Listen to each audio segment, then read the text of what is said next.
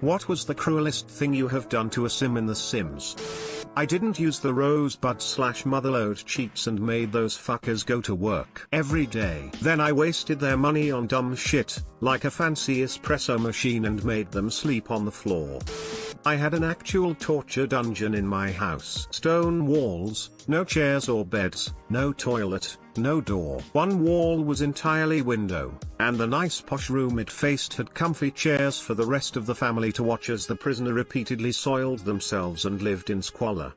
I remember in Sims 2 once your sim died you could move their tombstone to a public place. So I created a park with tons of trees to make it look spooky. Then I made a household with the max amount of Sims, like 7 or 8, and killed them all by using those cheats to spawn meteors. I then moved all their tombstones to the said spooky park. I did that about 3 times until the park was full of tombstones, and I would force other Sims there at night to have to get spooked by the ghosts. Another time I put a baby in a crib and built 4 to 5 layers of fences and walls around it, then set it on fire. This was to see if the social worker would get stuck. Turns out the social workers in Sims can walk through walls and babies can't die. My 7th grade English teacher told me he had created a replica of our class in The Sims and removed all the doors to see who really was the strongest student. Sims 3 picked the hydrophobic trait, and then instead of doors, rooms were connected by small pools. He had to face his fears every single time he wanted to change room. Edit. Wow, gold. Thanks kind stranger for teaching me that evil does indeed pay.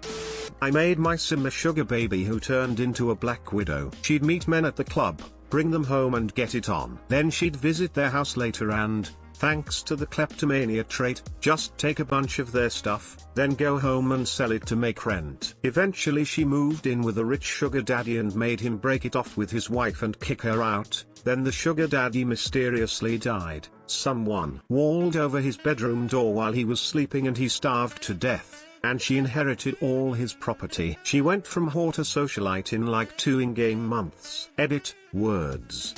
The social worker continued taking away my children, so I locked the crib in a 2x1 room until the child hatched. Problem is that I forgot to open the room and welcome the child into the family.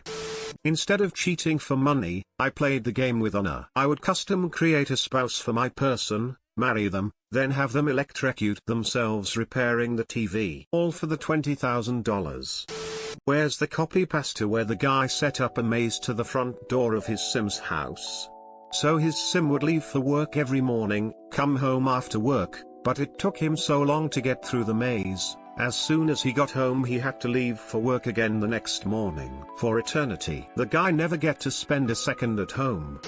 Once made a normal sim and went about his natural life. Everything was completely normal except he always hated this one other sim. Every time they met up there'd be an argument or fight. They loathed each other with a passion. Time went on and the two grew old. I noticed the nemesis had a family while my sim never married. So I tracked down his granddaughter, convinced her to move in, along with his nemesis, and trapped him in a small room next to their bedroom. I put up a full wall mirror, to simulate a one-way mirror, and my sim spent the rest of his life making woohoo with his enemy's granddaughter while he watched from the next room. Edit, I guess my most upvoted comment and first silver are for me being a psychopath. Thanks.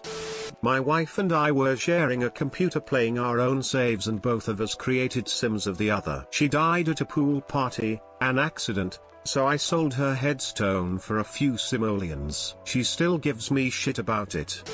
On The Sims 4 I had a process of getting free houses, move in with someone then evict them. At first I didn't know I could evict them, so I decided to lock the inhabitants in a shed and leave them to starve to death. It was a husband and wife. I gave them one chair, no bathroom, and a radio that played the same song over and over again. Then I let them starve to death while peeing the floor and crying.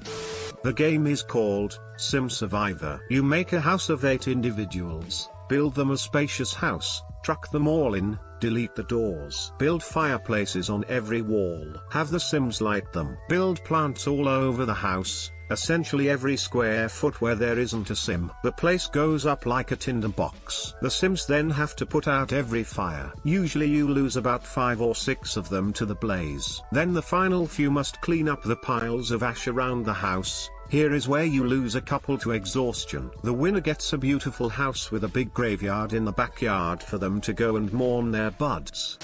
I was addicted to The Sims and my husband occasionally plays the game, so he made a Sims family in my game. As a joke, I dressed them all up as hot dogs. He doesn't play often and I forgot about his Sims in the game. I turned the aging on in the game and all but one of his Sims had died of old age.